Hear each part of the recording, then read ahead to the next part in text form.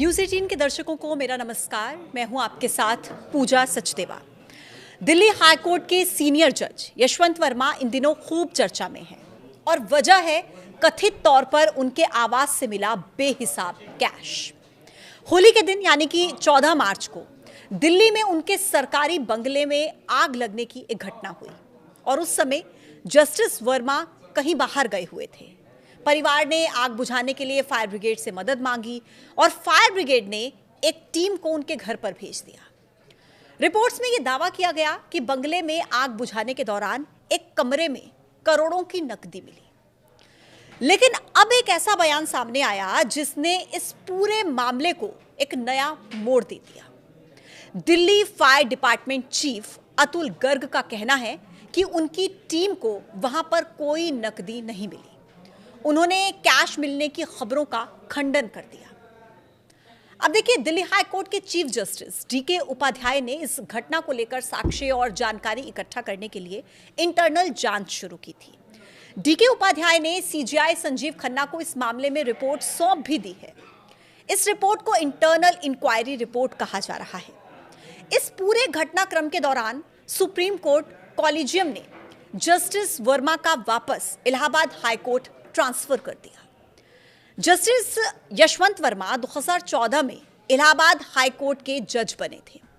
2021 में उनका Delhi high court transfer हुआ। हालांकि सुप्रीम कोर्ट ने अपने बयान में यह साफ किया है कि जज के बंगले से कैश मिलने की खबर और उनके तबादले का आपस में कोई लेना देना नहीं है। लेकिन Allahabad high court bar association justice Yashwant Verma का इलाहाबाद हाई कोर्ट वापसी के इस आदेश के वो खिलाफ है। एसोसिएशन का कहना है कि कॉलेजियम के फैसले से ये सवाल उठ रहा है कि क्या हम कूड़ादान हैं। बार एसोसिएशन का कहना है कि न्यायपालिका ही जब भ्रष्टाचारी जज को सजा नहीं देगी तो कौन देगा। ट्रांसफर कोई सजा नहीं होती। Allahabad high court bar association के अध्यक्ष अनिल तिवारी ने कहा है कि किसी सामान्य कर्मचारी के घर पर अगर 15 लाख रुपए मिलते हैं तो उसे जेल भेज दिया जाता है और जज के घर पर अगर 15 करोड़ रुपए मिले हैं तो उन्हें घर वापसी का इनाम दिया जा रहा है। जबलपुर के जज से भी हमारे संवाददाता ने इसको लेकर सवाल पूछा।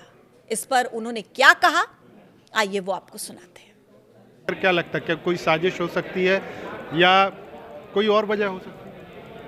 वजह तो क्या है, कहीं ना कहीं यह रकम इकट्ठी की गई है और इसमें कहीं भ्रष्टाचार लगता है कि हुआ है, तभी ये रकम, इतनी बड़ी रकम का कोई इकट्ठा नहीं कर सकता। तो अलग अलग शहरों से जो प्रतिक्रियाएं सामने आ रही हैं वो यही है कि भ्रष्टाचार का मामला है और ट्रांसपेरेंट जांच होनी चाहिए। देखिए, मामला बहुत गंभीर है और इसकी आवाज सदन तक सुनाई दी।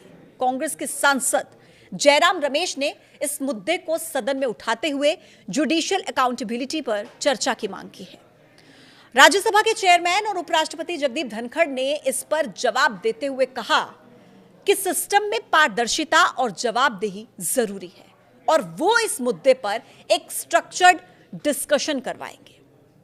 सुप्रीम कोर्ट बार काउंसिल के अध्यक्ष कपिल सिब्बल ने कहा है कि मुझे मामले की बारीकियों की जानकारी नहीं है, लेकिन निश्चित रूप से न्यायपालिका के अंदर भ्रष्टाचार का मुद्दा बहुत गंभीर मुद्दा है।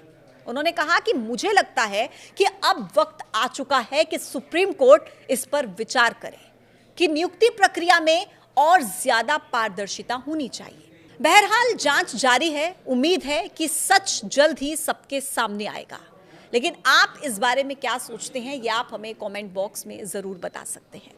फिलहाल के लिए मुझे दीजिए इजाजत। नमस्कार।